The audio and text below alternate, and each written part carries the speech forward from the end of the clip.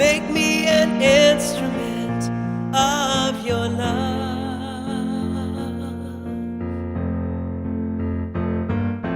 Lord, make me an instrument of your love.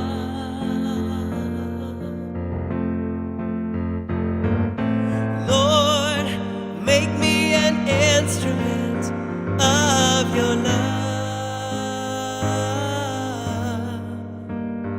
Of your love. Of your love. Of your love.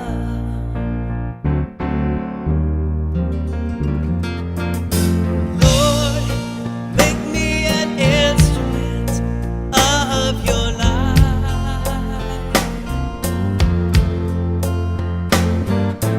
Lord, make me an instrument of your light.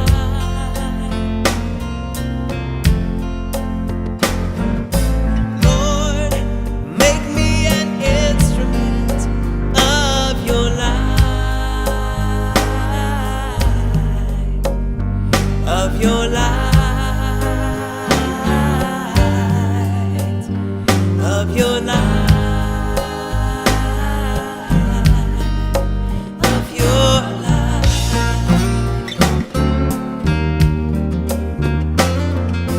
Lord, make me an instrument of your peace.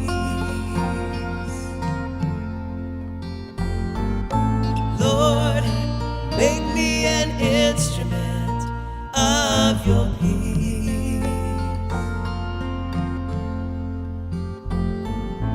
Lord, make me an instrument of your peace. Of your peace. Of your peace. Of your peace.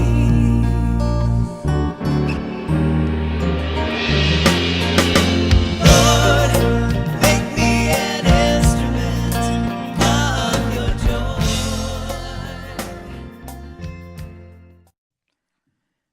Good morning and welcome to Unity of the Blue Ridge. Wherever you are, we want to welcome you for joining in the consciousness and a community of people who are committed to spiritual awakening and awakening all of us, awakening our planet to our spiritual potential and the magnificence of all that we are in spirit. Today, I have with me Richard Schulman, our music director, and Donna and Tia in the back on video and sound. And so the four of us want to welcome you wherever you're joining from. I always like to begin with a prayer, and so I invite you this morning, or if you would turn within, and we'd like to open. As we turn our awareness within, we do so in that spirit of, just as that song said, make me an instrument, that we are here to be the way. And so often we allow ourselves to get in our own way. Today we explore what it is to be the way of healing, of wholeness. And so as we join together, we do so in that spirit of realization that there is one power, one animating presence. And we are an expression of that, of all that is. And so we open our hearts and our minds. We join together in this time. Thank you, God, and so it is. Amen. I want to thank you for joining with us again this last Sunday in February. Can you believe it's now been, it's right at a year since we've been gathering in person. We are hoping and planning that by Easter Sunday, we can begin to resume some in-person gatherings, so stay tuned. We'll have some more information on that. And of course, we will keep the live stream going. Today I'm going to be talking about the 8th principle in a 10-week winter series, and it's called the spiritual principle of healing. And so I ask you to consider, have you been healed? And have you ever thought about the difference between being healed and being cured and being made whole? And, you know, that question, why are some people healed and other people not? And then, do you think of your own self as a healer? We're going to jump into that in just a moment, but before we do so, we're going back in time on a Sunday when we had the Troubadours of Divine Bliss with us, singing a beautiful Peter Mayer song called Everything is Holy Now. Miracles are just waiting for you to receive them, and the moment's just waiting for you to be present in it and receive the present of it. When I was a girl, each week on Sunday we would go to church, pay attention to the priest. He would read the holy word, consecrate the holy bread. Everyone kneel and bow. Today the only difference is everything is holy now. Everything, everything is holy now.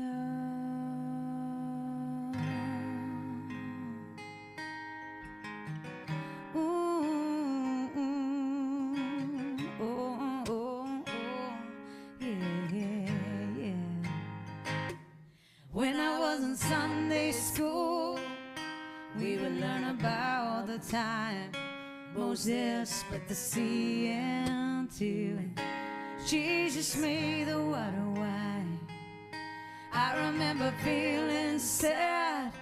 Miracles don't happen still, but now I can't keep track, 'cause everything's a miracle. Everything, everything's a miracle.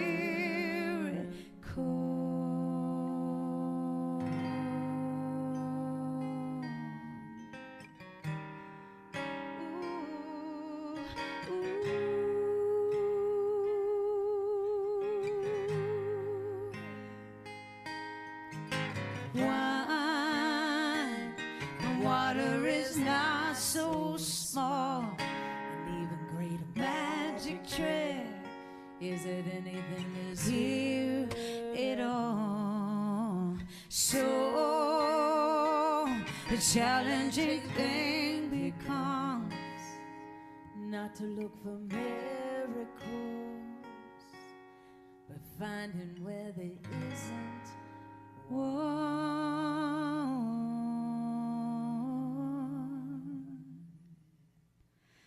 When holy water was a rare at best, barely wet my fingertips.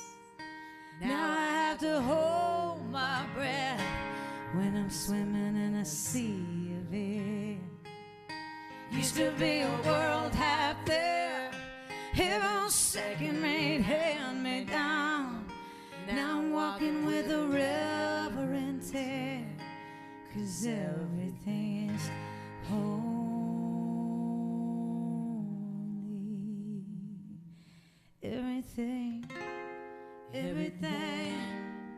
Everything is holy now.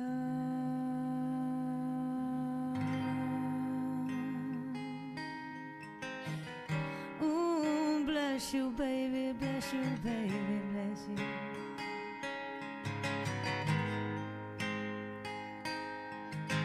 Read a questioning child's face. Say it's not a testament. That may be hard to say. See another new morning come. Say it's not a sacrament. I tell you that it can't be done.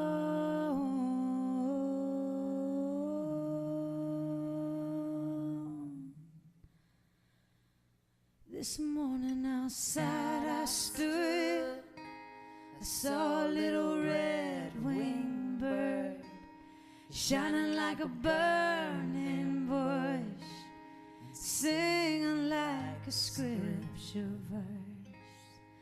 Made me wanna bow my head. I remember when church let out, oh, 'cause everything is holy now. Used to be a world half there, heaven second rate held me down. Now I'm walking with a reverent air, 'cause everything is holy.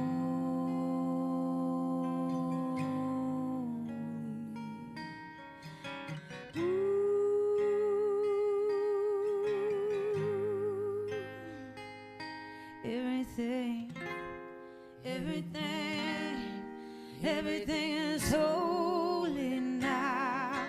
Everything, everything, everything is holy. Everything, everything, everything is holy.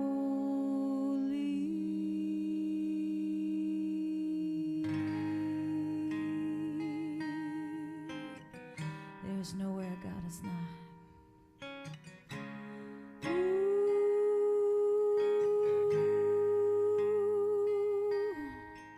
Amazing, amazing grace.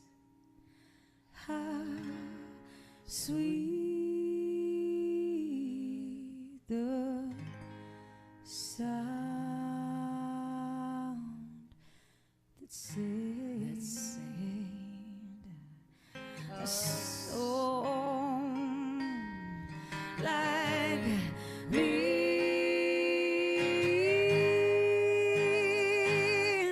I once was lost, oh, but now I'm found, yeah, and everything is holy.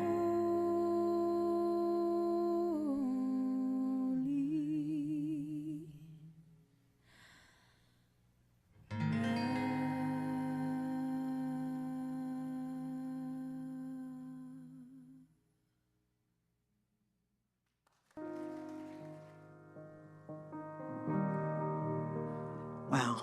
I love that song. I love that harmony. Everything is holy now. Healing our perception. Everything is holy now. Thank you, Troubadours of Divine Bliss, and thank you, Richard. Thank you again for being with us today in this week 8 of a 10-week series where we've been talking about the presence of love, the power of love, who we are as an expression of love. We've looked at 10 spiritual principles, 10 ways, 10 activities that are present and available, working in our life, that are bringing this love into manifestation. And today, week 8, we look at the spiritual principle of healing. If I could see your hands, I would ask, how many of you have experienced healing? And can you recall the last time you noticed, you literally observed, you noticed yourself healing? You know, we've all been healed many times. Recently, I was getting something out of my oven, and I touched the oven rack. And so right here, I have a scar that is healing, a burn that is healing right now. And we've all been healed many times, whether it's a simple cut or a bruise or a burn, whether it's a broken bone or an illness or a dis-ease, that this incredible body, this 30 to 40 trillion cells in our body are always repairing, regenerating, restoring, and reconnecting, that as long as you are living, you are literally healing on some level, on many levels. And it's not just physical, that when we talk about the idea of healing, it occurs on every level. It occurs in our beliefs. Have you had a belief, a limiting belief? Be healed. And relationships. Have you had a relationship and perhaps forgiveness or something took place in that relationship and there was an incredible healing? We talk a lot of times about having a broken heart or an unbearable loss, or we were shattered emotionally or psychologically or spiritually, and we heal from those things. And we also can witness the power of healing in nature. I remember a profound moment in my life. It was the summer of, I was 12 or 13 years old. I grew up in a rural area of eastern North Carolina. My grandparents were farmers. And that particular summer, my dad taught me to operate the riding lawnmower. Now, to this day, I enjoy mowing the lawn on a riding lawnmower. The push too, but the riding lawnmower, there's just something freeing about that. And as a 12 or 13-year-old, that summer when my dad taught me to operate his riding lawnmower and to help, I loved it. But I remember that first day when he taught me and he was watching, and I went around a tree.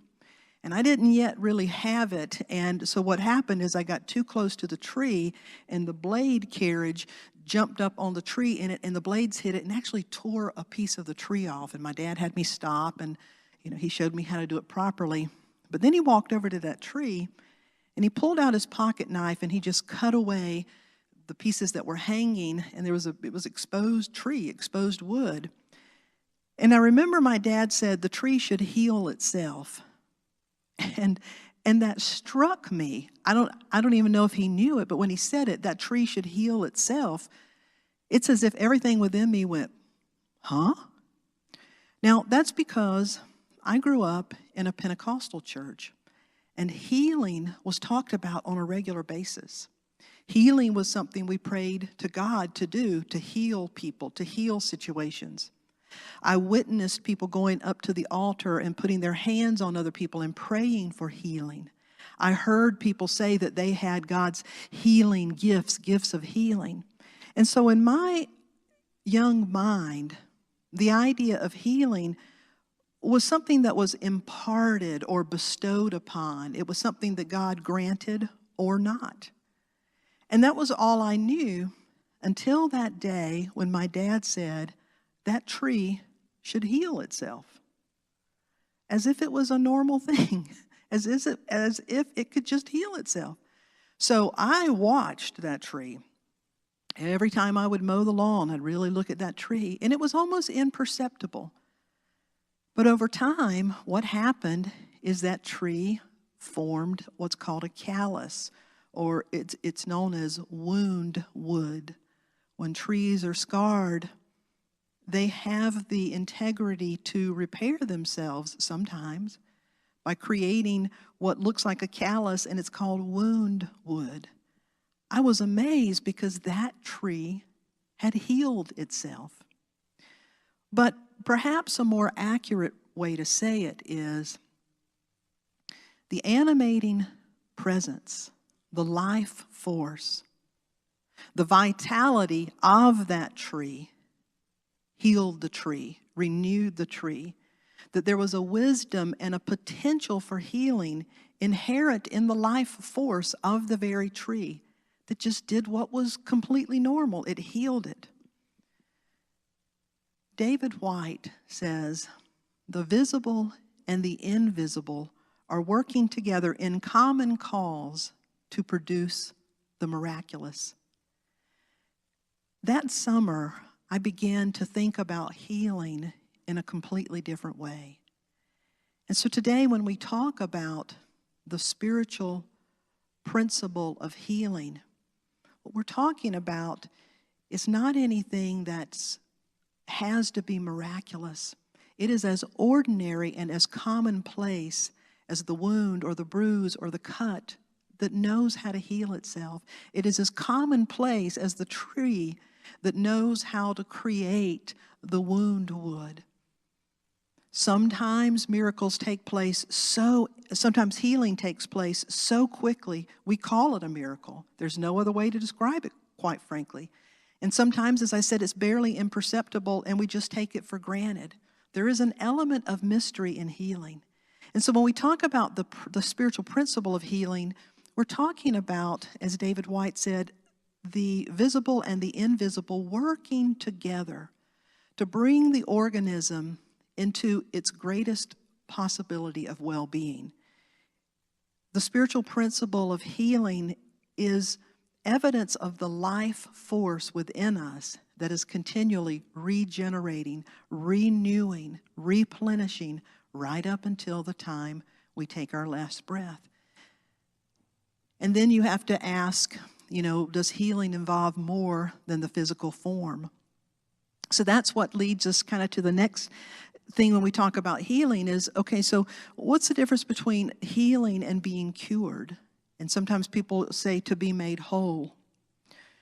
Quite often we think we use those words interchangeably.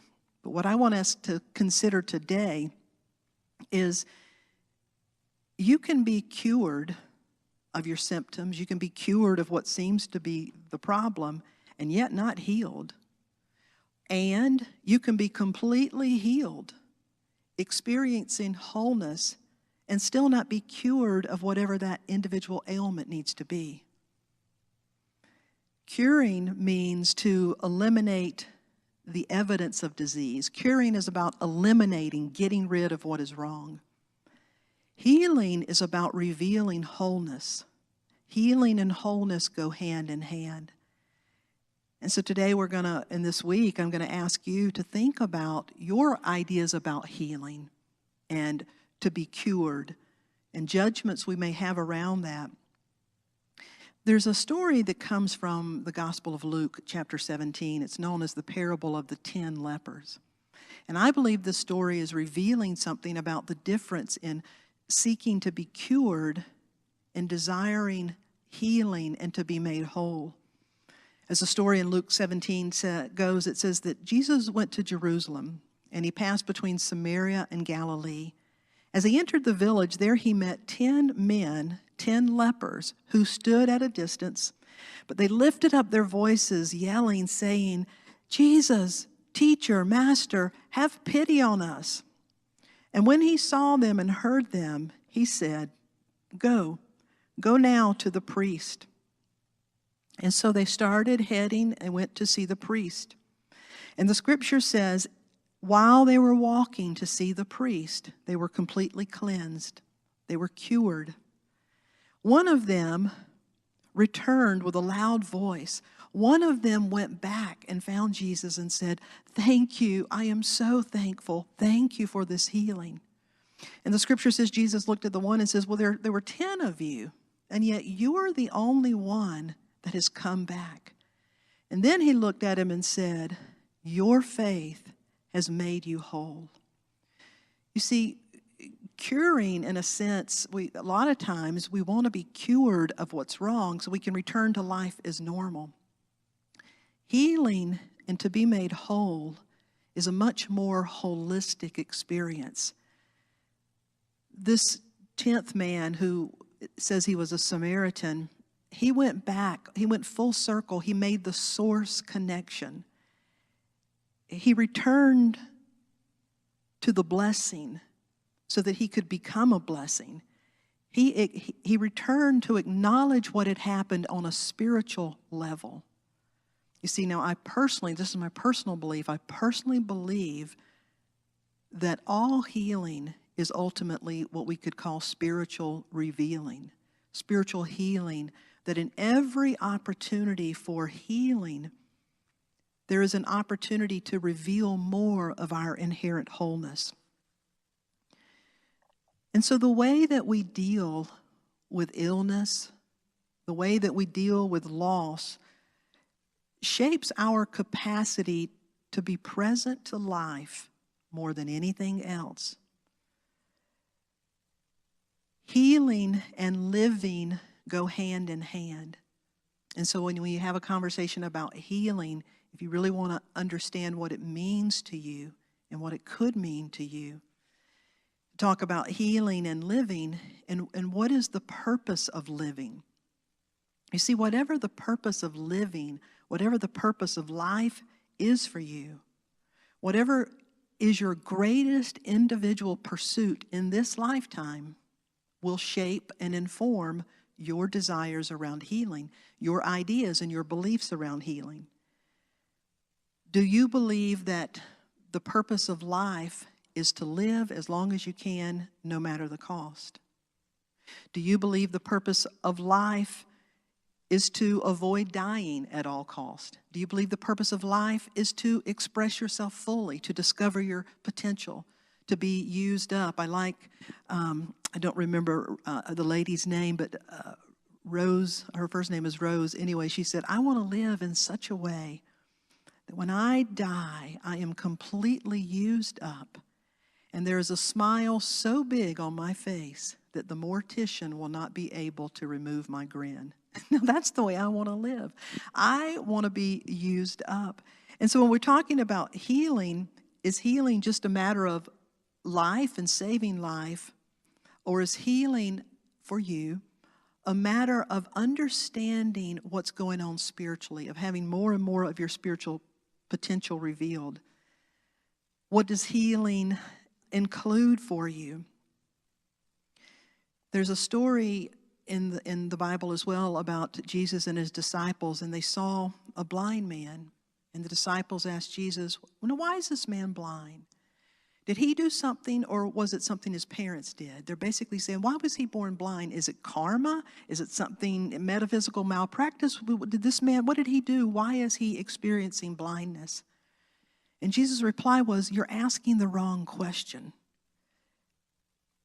The question is, what is Spirit wanting to reveal in this man's life? You see, when we ask the question, why do some people get healed and others not?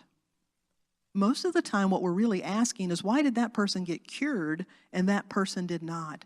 Or why did that person get healed one time in their life and then it came back 2 years later and then they didn't get healed again? Those are normal questions that we all grapple with. And you know, to me, what the truth is, the only answer I know to say for sure is, I don't know. None of us know exactly why those things happen. But I believe those are the questions that we're called to be with. For me, what I believe, when we say, why is this one cured and this person is not? Why is this situation healed and this situation is not? Every situation is unique and every soul is unique. And every expression of healing will manifest differently. Because to me, I do not see you or me as just a physical body. I see us as a multi-dimensional being. Mind, body, spirit, soul. There's so much more to us than we can possibly know for sure. And so do we believe that healing only takes place on the physical level would be the question. Do we believe that healing only shows up at the level of the form we can see? I personally believe that the soul has its individual purpose, the reasons that we're here, the gifts that we're here to bring forth, the things that we're here to realize in this lifetime. I would always personally strive to heal, strive to be cured, but above all of that, I personally want to know what is going on spiritually. What is really seeking to be revealed? Reveal what needs to be revealed and heal what needs to be revealed. And so when we're asking why this one and why not that one, I think we're trying to compare, and yet we can't see the many levels at which healing is taking place. Because each and every one of us, as far as we know, are going to come to the end of our life at some point in time. But it doesn't mean we did anything wrong. I don't think many people think the purpose of the life is to live forever. It's to live well. It's to discover the truth of who we are. It's to be useful in this lifetime. And if we pursue that, if we put those things first, that's what it means to die before we die.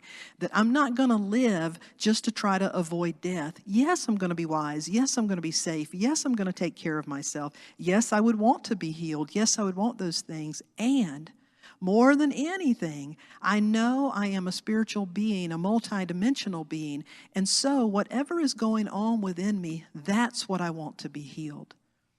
When you approach it at that level, I promise you there's a peace of mind that begins to settle in. In 2 Corinthians, the Apostle Paul, there's a well-known story about the Apostle Paul having what was referred to as a thorn in the flesh.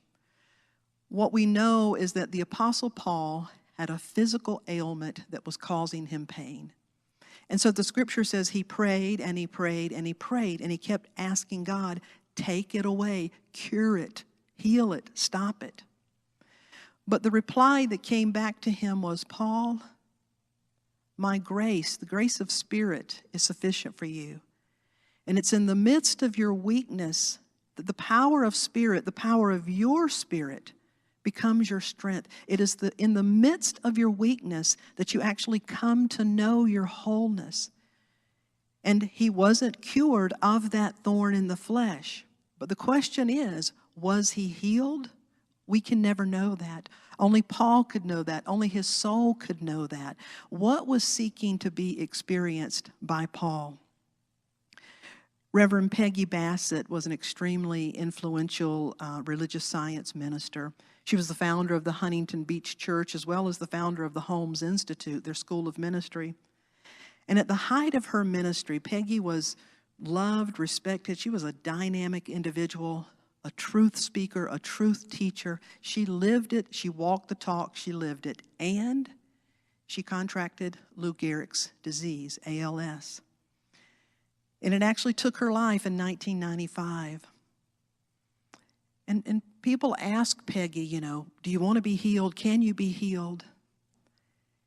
And Peggy had the wisdom to say, whatever my soul is seeking for me to know, whatever experience is wanting to come forth to grow me as a spiritual human being, that's what I want. Sure, I'd like to live as long as I can, but I'm not going to claim that I know how this has to end. And she had incredible peace around it. So in some of her final days, she said, we tend to think that the purpose of prayer is to terminate sickness, but we forget that the purpose of sickness may be to initiate prayer or to deepen our relationship with the divine. If illness is in service of our own growth, then what really is healing?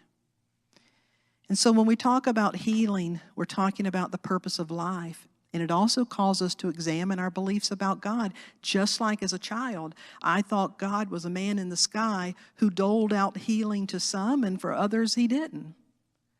Until that tree healed itself. Now I understand it. I come to see it as a combination of the visible and the invisible working together to reveal our whole potential, to bring us into balance, to renew, to regenerate. And so what if we viewed illness as a sacred initiation?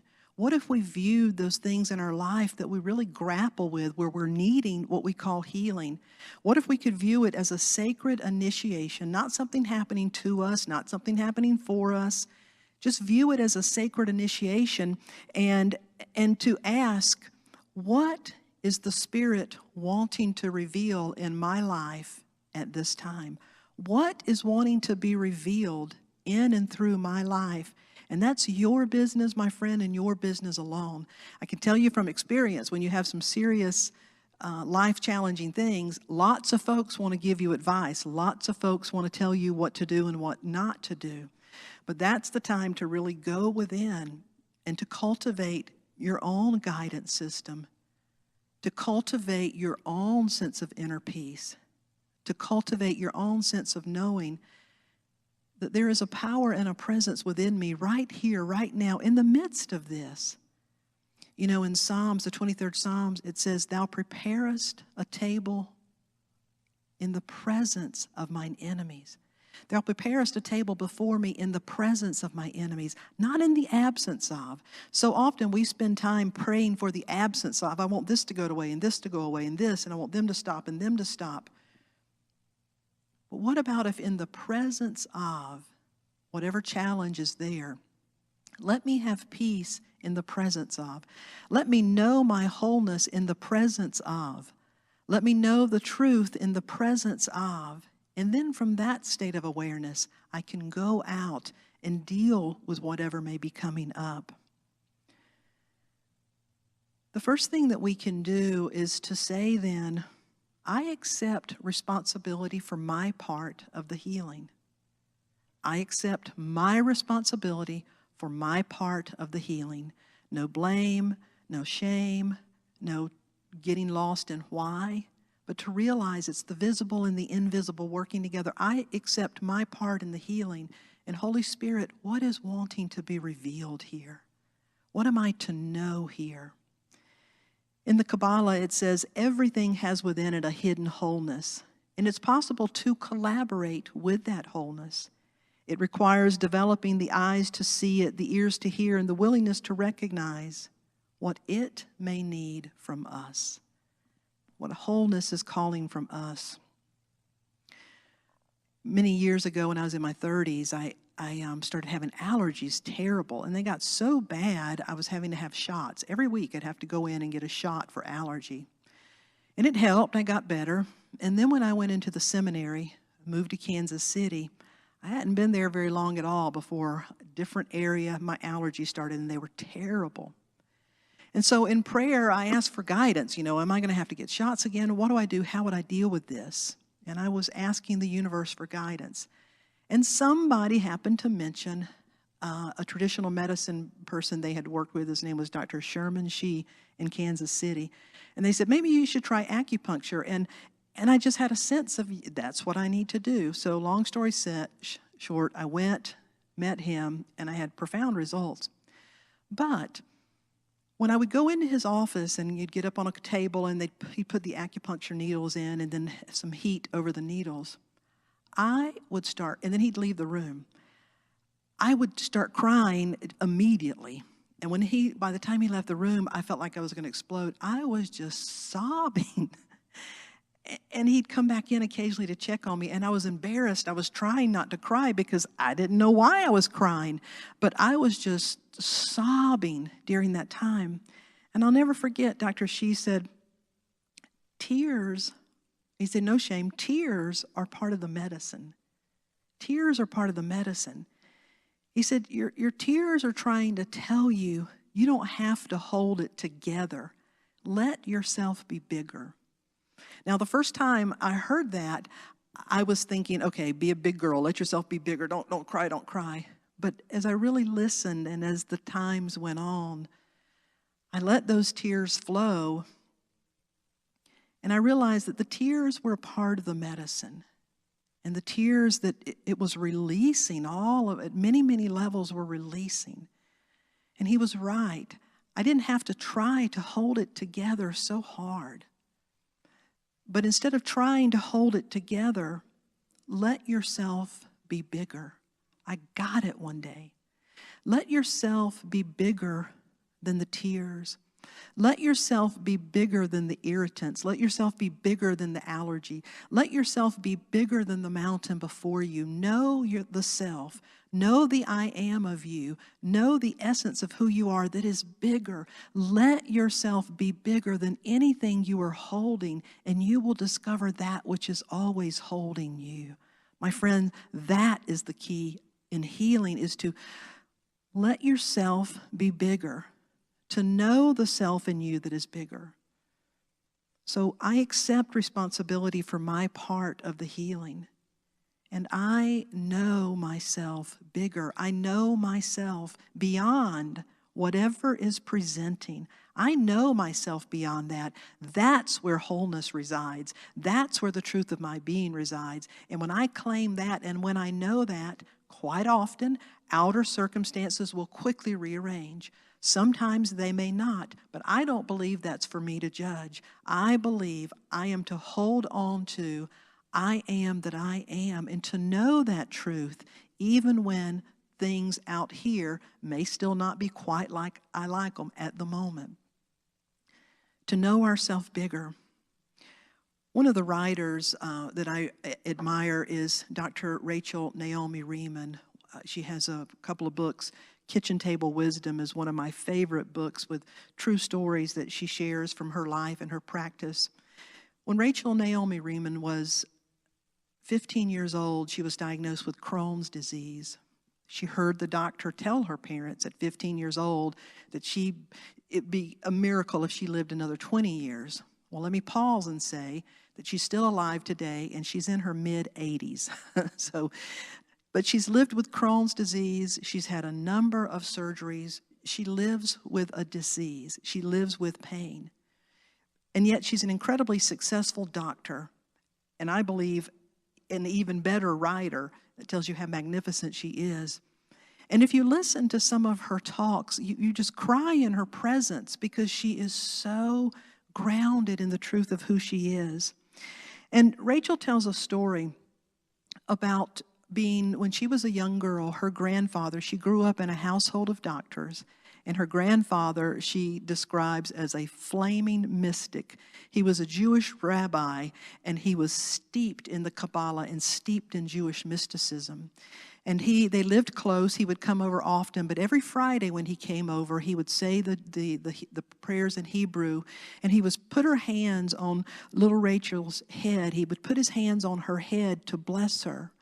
And as he blessed her, he would always start by saying, God, thank you for allowing me to be Misha's grandfather. And then he would say, I want to tell you about her. And she said he would tell God something about me. She said, every week I listened as a little girl to hear what was he going to tell God about me. He would say that he'd tell something God true about me. And he would tell things like, even if I failed at something, he would mention how I tried really hard. Even if I made a mistake, he would mention my honesty. Even if I slept only 5 minutes without my nightlight, he would celebrate and mention to God my growing courage of being able to sleep in the dark. Well, Rachel says the grandpa died when she was 7. And at 7 years old, she was so sad, but she was even more terrified because she thought, who will bless me and who will tell God the truth about me? But she remembered the stories that her grandpa had told her, the seeds that he had planted in her. And one of the things he had always told her is make blessing a way of life.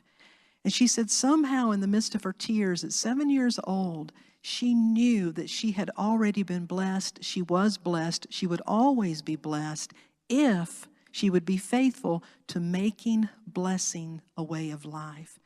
And so at 15 years old, when she was diagnosed with Crohn's disease, she even committed through that, I will make blessing others. I will let my life be the biggest blessing it can. And she tells so many stories and is so rich with the power of healing. She writes, she said, my own wounds, my own suffering have enabled me to feel compassion for the suffering of others. Without my suffering, I wouldn't understand the suffering of others, and I couldn't connect with them at the same level. My loneliness over the years has enabled me to recognize the loneliness in others, even when they try to cover it up. And my ability to sit with my own pain, to sit with my own questions, to sit with my own anger, to sit with my own joy. My ability to sit in the midst of my own has given me the capacity to sit with others and to sit in the silence and to be with them, knowing that whatever they need to know can be revealed within them, can bubble up. That's a beautiful thing that she writes. Richard, would you give me that song? This week we're talking about healing and how healing relates to living. What is the purpose of living for you? What do you believe is the purpose of healing? And are you willing to accept responsibility for our part of the healing? Part of that also is giving thanks. My little burn on my arm is healing. I notice it. I give thanks. I acknowledge how things change in the body. It's regenerating. It's renewing. And every day to spend time in prayer and meditation that I may know myself bigger. We don't have to figure it all out. We can't. We don't have to always hold it together. We can't. We don't have to know why things happen at certain times. Sure, we're open. Sure, we seek to understand. But life is about living and dancing in this mystery. And we can always know the I am that is bigger. The last part of this is, will you know yourself as a healer? You see, to make blessing a way of life is to commit to being a healer. Because all of these other weeks when we've been talking about ourself and our will and our choices, how we are either healing or hurting. We're either doing things that are constructive or destructive. We're called to be a blessing. We're called to be a presence of healing. We're called to find environments and communities of healing so that we can be nurtured and held and uplifted, so that other people can hold our truth for us when we can't hold it ourselves. We're called to do what's ours to do right where we are to be a blessing. Sometimes blessings happen in a breakthrough way. Final story, a true story again. There's a woman named Elaine Weiss. Elaine is an expert in domestic violence. She's literally saved thousands of lives with her writing, her teaching. She's on television and radio. But if you'd see Elaine, she's a very small, like porcelain kind of person, like 5 feet tall. And if you look at her, you may ask, how in the world did you get into this field of violence and abuse? And what Elaine would tell you, she said, I was once a victim of domestic violence. My first husband was highly educated, well-respected, and very abusive. In public, he adored me. He treated me like a perfect gentleman. And so people actually envied me. They envied my life, my marriage, and no one dreamed or could have imagined the private hell that I lived in. Like many abusers, he told me that it was my own fault because of the stupid things I did or the stupid things I said or just how stupid I was. And over the years, I became so ground down that I actually believed it was my fault. There was something wrong with me. And that I probably deserved to be treated that way. Until one day, when everything changed abruptly on a street corner in New York City. My husband and I had recently moved to Manhattan. He had taken a job with a prestigious corporate law firm. One spring afternoon, we stood on that corner, a street corner, waiting for the light to change. I looked across the street and I saw a particularly lovely old pre-war building, Art Deco, with a magnificent garden on a terrace roof. And I turned to my husband and said, honey, look, isn't that a beautiful building?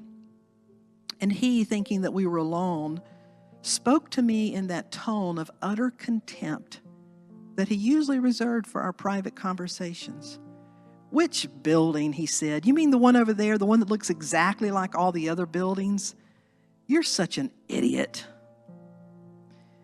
But unbeknownst to him, a perfect stranger was also there. The woman stepped up in disbelief at what he had just said and said, what? I'm not going to argue with you, but she's right. You know, that building is beautiful. She is right. And you, sir, are a horse's ass. And she said, at that moment, the light changed and the woman went off. And she said she and her husband looked at each other and then they crossed the street. But Elaine said, that moment changed my life. That moment, the certainty, the words of truth spoken from a perfect stranger, truth spoke out, truth spoke up with such certainty that it reached through 8 years of being ground down. It reached through 8 years of abuse. It reached through and cut through all of that stranger's voice of truth who wound up there at just the right time, at just the right moment. And that truth hit me and shook me to the core of my bones. Something broke through. She said, I knew in that moment that I was right and that I could be okay. It would only be a few months before she would put a plan together and get out of that marriage. And through her own healing, return back to be the blessing. And you see, that story is about Elaine, but to me the story is far more about the perfect stranger. A perfect stranger who, if we could go to New York City and actually find this lady 20 years later and say, excuse me, ma'am, have you ever blessed or healed anybody? Have you ever strengthened the life of anybody? I don't think she would say, oh yeah, I remember that day 20 years ago on the street. I don't think she would even remember that day. And she may even say, who, me? I'm not a holy person. But that woman spoke what was true in her own way at that time and was an agent of healing. If we know ourselves bigger, if we know ourselves as a healer, what if every day when we left home, we said, I want to make blessing a way of life. I want to stand up. I want to speak up. I want to show up. Now, I'm probably not going to call people a horse's, you know what? That's not my style. But in your way, what if we would stand up and speak up and show up to be the presence of healing? Because when we're speaking truth, truth will heal, truth will reach. What is the purpose of healing for you? Are you willing to accept responsibility for your part of your healing? Are you willing to know yourself bigger? Know yourself beyond? And are you willing to make and know yourself as a healer by making blessing a way of life? That I receive the blessing, that I may be a blessing. So Lord, make me an instrument of your love.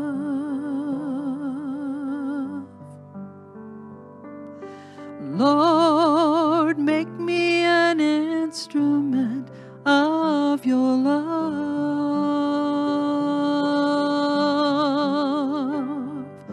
Lord, make me an instrument of your love,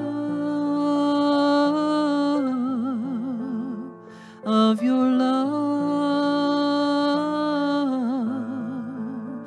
of your love,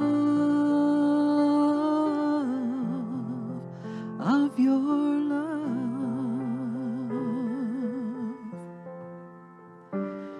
As we turn our awareness within, we realize that it is the visible and the invisible working together to reveal, to manifest. The visible and the invisible working together to produce that which sometimes we call miracle. And yet the visible and invisible are working together every day to beat our heart, to grow the grass, to heal the scrape, to slowly but surely restore the brokenness.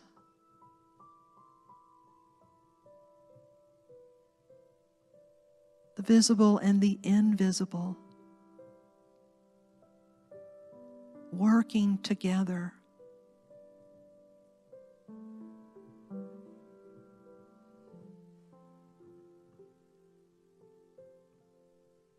The one power, the one presence, the life force is your life force. The wisdom, the intelligence that flows through the universe, that animates penguins and all creatures. The wisdom that guides, the wisdom that holds the planets in orbit. This harmonious perfection is the same harmonious perfection that allows your body to create new cells. There is so much more to who we are than we currently know.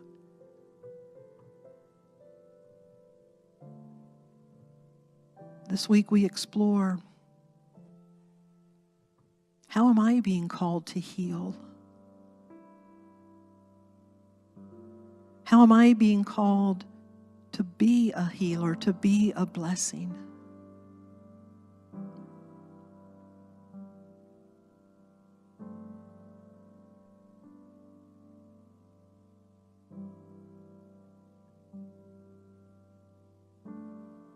What am I being asked? What burdens am I being entrusted with? What blessings have I been entrusted with?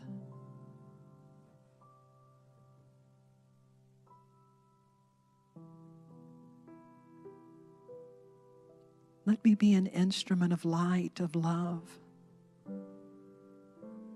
May I be an instrument that brings forth my full potential.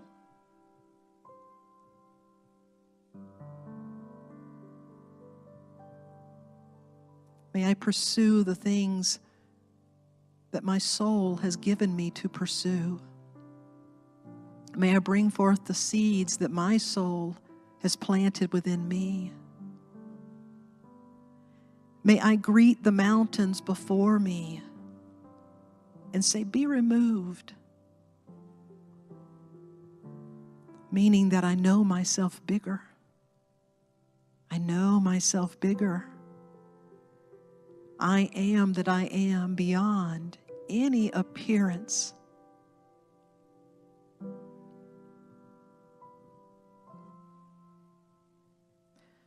And Lord, make me an instrument of your light.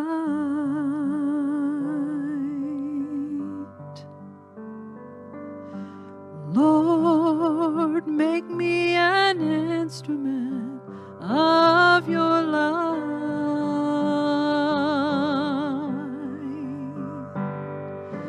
Lord, make me an instrument of your light, of your light,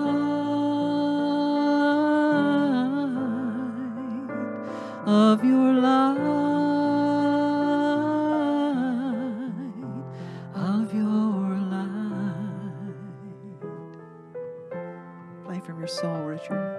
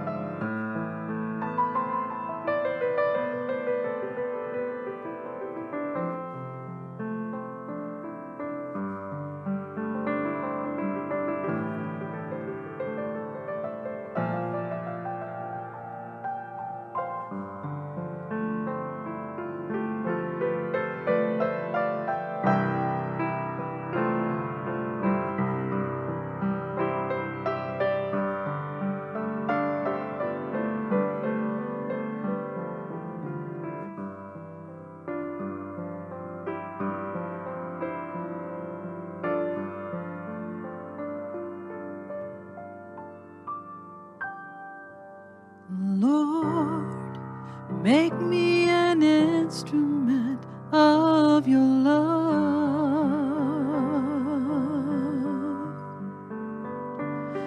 Lord, make me an instrument of your love.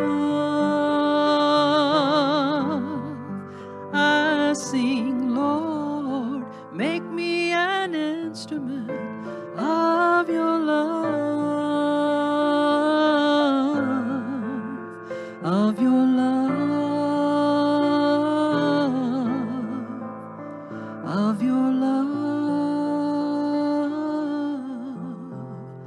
of your love.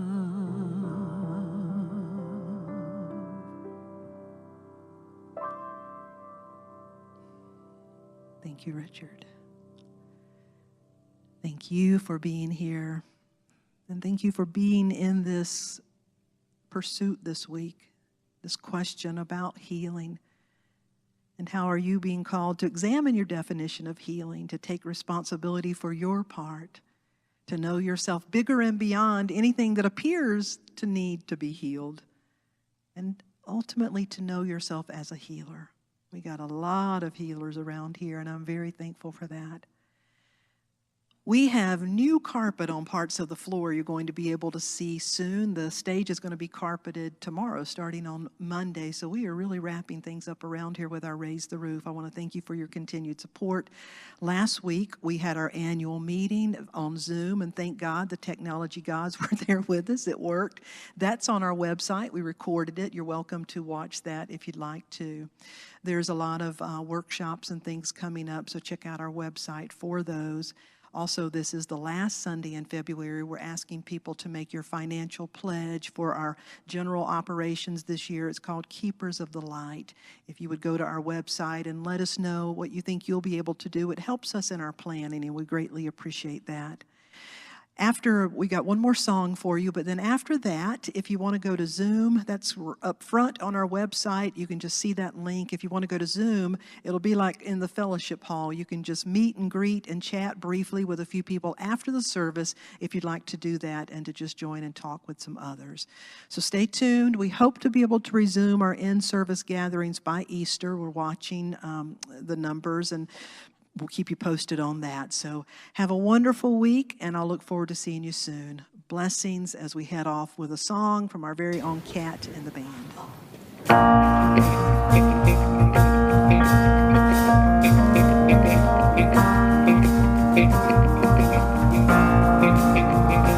Am I strong enough to bear the burden that sometimes comes with living this thing called life? Am I wise enough to make the right decision when I'm standing at the fork in the road? Sometimes I wonder and ponder, only to realize I'm not alone, and there's nothing I have to do on my own, because I am the place where God lives, moves and breathes and has its being. I am the place where God shows up. I am the place where God lives, moves and breathes and has its being. I am the place where God shows up. Will I have enough to do the things I need to do to take care of myself? Will I have the health of mind and body to live a life of grace and wholeness? Sometimes I wonder and ponder, only to realize I'm not alone, and there's nothing I have to do on my own, because sing! Moves and breathes and lets this be. I am the place where God shows up. I am the place where God lives, moves and breathes and has its being. I am the place where God shows up.